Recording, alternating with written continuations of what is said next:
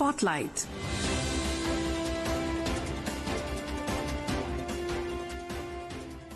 This is Akashvani. In the program Spotlight, now we bring you a discussion on key outcomes from Presidents Portugal and Slovakia visits. The participants are Professor Gulshan Sachdeva, Centre for European Studies, JNU, and Rajesh Lake, Anchor. It's a pleasure to have with us Professor Gulshan Sachdeva, a distinguished expert in international diplomacy and economic policy, to help us unpack the significance of President Draupadi Murmu's historic visit to Portugal and Slovakia. A warm welcome, Professor Sachdeva, to Akashvani. Thank you for having me. Professor Sachdeva, President Murmu's visit to Portugal marks the first by an Indian head of state in 27 years. What factors contributed to the timing of this visit, and how does it reflect the current state of India-Portugal relations?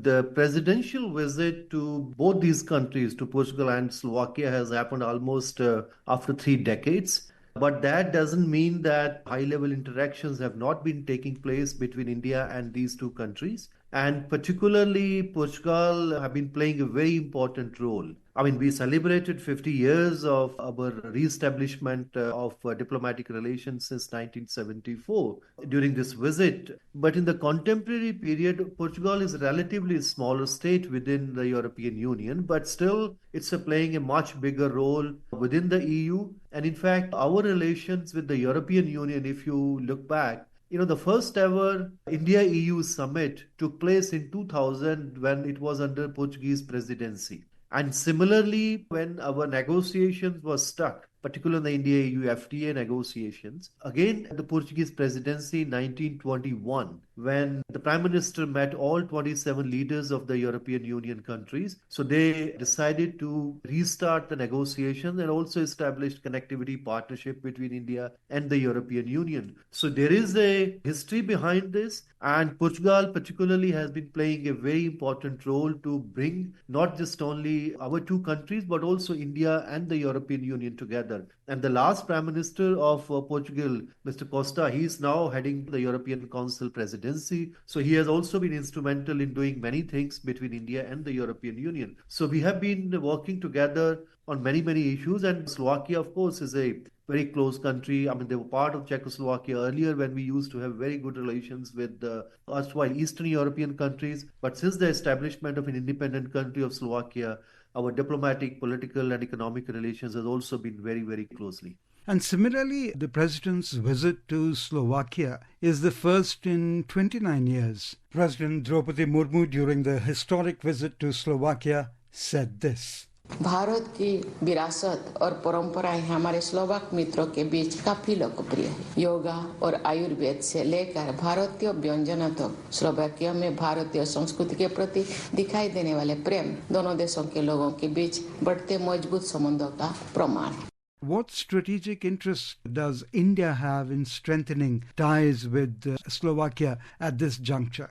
We used to have very good relations earlier also between all the Eastern European countries. Of course, now all these countries, when they were very close to the Soviet Union, when they became independent, particularly Slovakia from and Czech Republic and many other countries within the Central Eastern Europe, many countries came out from the former Yugoslavia. And most of them have now become member of the European Union and many other Western organizations like NATO and OECD, etc.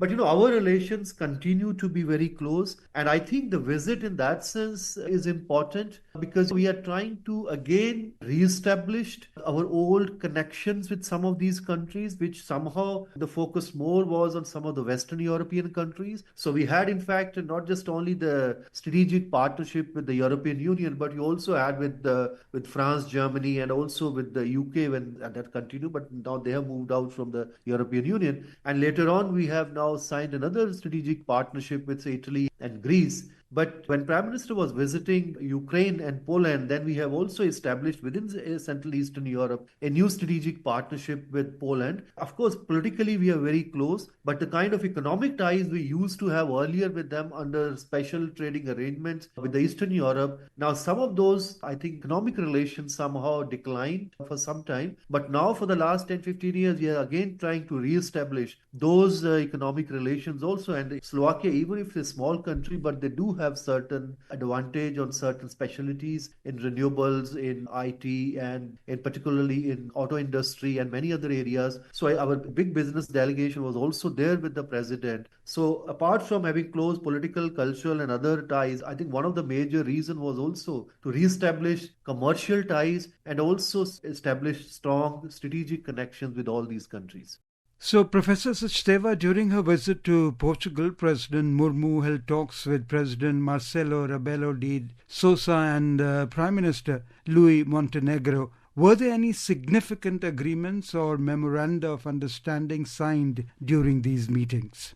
In the Indian system, the presidential visits are largely ceremonial. So she received all the honors due to an Indian president in both these countries. She also received the City Key of Honor in Lisbon. She also received honorary doctorate from the University of Constantine, the philosopher in Slovakia. And there was also one or two, I think, MOUs in Slovakia, particularly on diplomatic training and also on the small industries. But these visits are largely basically presidential visits to strengthen your relations with that particular country and giving a specific signal that you want to strengthen further the relations with those countries. So she was able to meet leadership, as you mentioned, in Portugal and also in Slovakia, and also met, I think, the speakers of assemblies in both the countries, and able to convey the message to the whole policymakers in both the countries that how India is developing, the areas in which India is developing, and there are a lot of opportunities now for investors.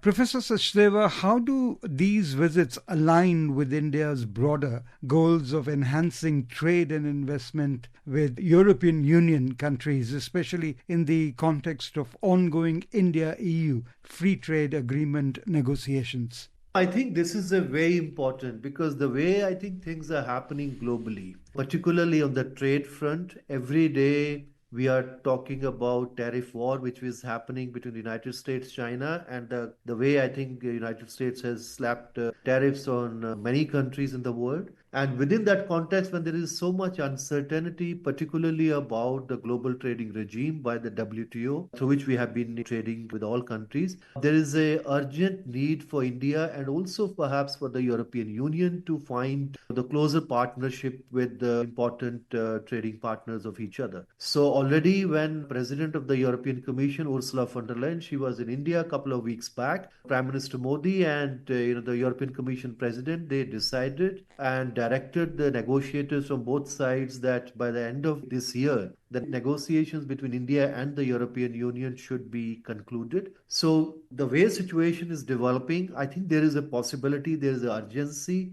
that we might see the end of these negotiations by the end of this year. And I think during this visit, all those issues were discussed by the president with the leadership in these two countries, because every country within the European Union is important, because ultimately all of them have to agree to any agreement which the European Union is going to sign with any third country. So I think the context in which things are happening, this visit, I think is very important. And I think during all the speeches you can see from the Indian leader, also from the leaders from these two countries, I think very clearly they said that India is an important country and relationship between India and the European Union, particularly in the area of trade, is very important. And both of them fully support India's trade agreement with the European Union. In fact, if you look at all our ambitions, by 2047, we want to achieve developed country status. And for our ambitions, the kind of technology, investment,